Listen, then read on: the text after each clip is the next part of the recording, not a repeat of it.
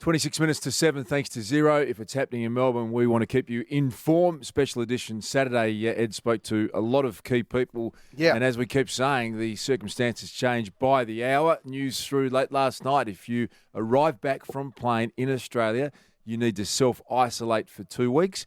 There's going to be penalties and fines and legal action potentially if you don't comply with that. Now, lots of people, we've got lots of friends away at the moment, including our own Brian Taylor, Ed, as we know, he's over in America shooting a brand new show for Channel 7, Holy Moly, and BT station, I think, in LA at the moment. Bristol, welcome to you. How are you, mate? Hey, guys. How you going? Well, more importantly, Brian, how are you, mate? What's the vibe, first of all, in America? And then we'll talk about the knock-on effect to your life. But what's the feeling? It seems like America has suddenly got serious about the coronavirus. Yeah, they have, Ed, and although it is a Sunday over here today, I look out in the streets now, it's about 12:30, 1 o'clock in the afternoon over here, and there is absolutely not a soul in the streets. We're staying in a hotel, quite a big hotel just out of LA, about half an hour out of LA, and I can tell you now, we've got a group here of about 70 or 80 people, and we are the only 70 or 80 people in this hotel at the moment. Jeez. No one else here. We've been told that the tourism in this particular hotel is down 98%, so it's virtually non-existent. Hey, BT, Wow. you're filming over there. Has there been any news? Has that been able to continue to go ahead, or is that going to be shut down? That's a really good question. I believe we are the only thing that is being shot in LA at the moment. Everything else is closed down. Now, on this shoot, it's absolutely enormous. They have about 400 or 500 people working on it. It's a daily thing, and I heard you guys say it updates by the hour, but and it could change. So we've been suspended not due to coronavirus for the next 2 days, but due to weather. So we're hoping to get a start again, and I think it's because we're shooting on a ranch outside of LA, and it's a little more isolated. Even though we have 400 or 500 people, they're not necessarily coming into close contact with each other. So we're still shooting and going ahead at the moment. Brian, take us through what it means to you, the impact on your life. It's been reported that you are going to miss probably the first week or two of the footy with your shooting schedule in LA, but now you're going to have to go into self-isolation at the very least when you come home for 2 weeks. What are you being told at the moment how your life's going to be shaken up? Yeah, so at the moment, I was down to miss round 1, as you say, so now I'll miss rounds 2 and 3 if the season goes ahead as normal and as planned.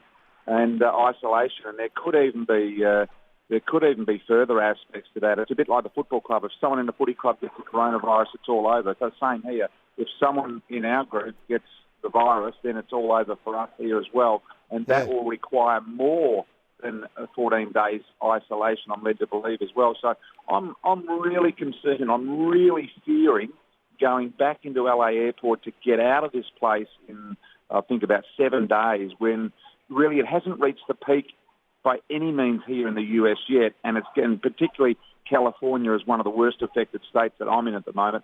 So I'm fearing that trip back to the airport, that's for sure. If anyone's travelled with Brian before, he's a very meticulous traveller too. He likes to be on time. He likes to be at the gate early. Are you, and I'm being serious now for a minute, but are you wearing a mask, or what other precautions are you taking? No one in our group has shown any symptoms at all, so there's no mask. We feel we're pretty well isolated in this hotel.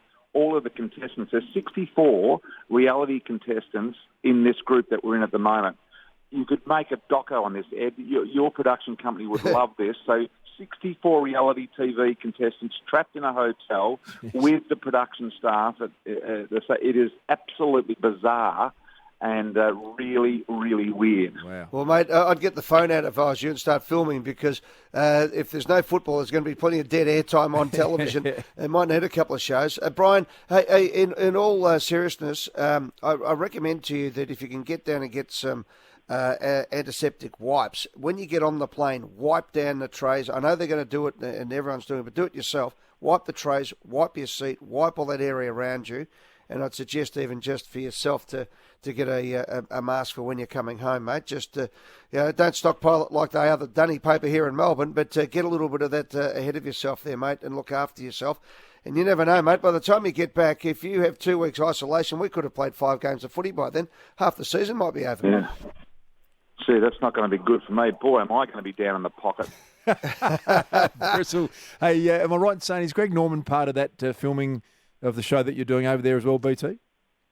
Yes, he is. He's part of the Australian version, and he's due to arrive in 2 days, I believe. The other thing is Steph Curry is also involved, and now they're not playing basketball over here. He is thinking of coming down as well. So, and I know both of those guys have made inquiries with regards to the production company here about what it's like. Should they come? Shouldn't they come? What's the risk, etc., etc. So they're wanting minute-by-minute updates, and they're getting those. But as far as I know, both of them still coming to shoot. Good on you, Brian. Mate, good luck. Stay safe, buddy. Thanks, Bristol.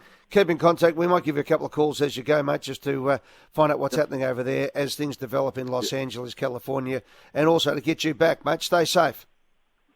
Good on you, guys. Thanks a lot. Thanks to BT joining us live from LA over there shooting a big show for Channel 7. And so, Darcy, on your worst day there for Brian, if somebody in that crew gets the coronavirus or tests as positive to it, he will have to stay there. He'll have to have 2 weeks over there before he gets back, and then he'll have to have another 2 weeks on his best day.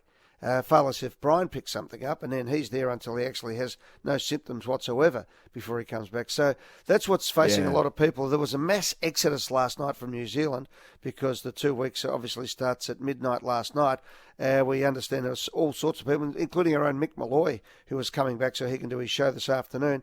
So it's an amazing situation at the moment, Darcy. And, of course, we set these situations like 500 is the magic number. Midnight last night is the magic time. Yeah. It's all just it's arbitrary, nebulous. isn't it? Yeah. Picking a number, picking a moment, seeing what the news cycle does next. 19 minutes to 7. We might just take Joe quickly from Meadow Heights, who's called through if we can, Rosie.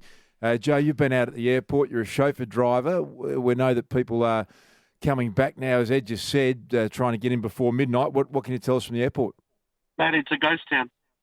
Normally on a Monday morning, you can't even get up the ramp. It is absolutely dead. I've just dropped off my only customer for the day. We've been affected. About 90% of our work. And this week I had about 15 bookings. I've only got 2. So basically we're out of work. We're really feeling for you, Joe. Sorry, Joe. It's just everything is just ground to a halt. The border's hey, effectively Joe, closed. Can I ask you as a chauffeur, we are now putting people into lockdown for 2 weeks, except I gather from getting from the airport to home, which is where you're on the front line. Has anybody said anything to you about what you need to do to prepare? No, well, we're providing sanitizer. We've got I spray every time a customer gets in and out of the car, Glen 20. Every time we handle luggage, we've got sanitizer available for myself and the customer. That's all we really can do, you know. Well, I'd suggest maybe you whack a mask on yourself as well, mate. Preferably, though, it's those who are affected that need to use the mask. It's more about trying to stop those droplets from people coughing or sneezing. That's how it is transmitted to each other. The touching part of it comes about by people coughing into their hand and then shaking hands or coughing onto a surface. If you ever see anyone sneeze or cough in slow motion, have you ever seen those at vision? You see how many particles go into the air. That's how it is transmitted. So that's why people are trying to get a bit of social isolation. Hey, Joe, thanks for calling to get through. Yeah, got a couple of prizes for you, Joe. Tough times out there for everyone at the moment. That was Joe, the chauffeur driver from Meadow Heights. 133353. Give us a call at any stage. For 0, this is Triple M.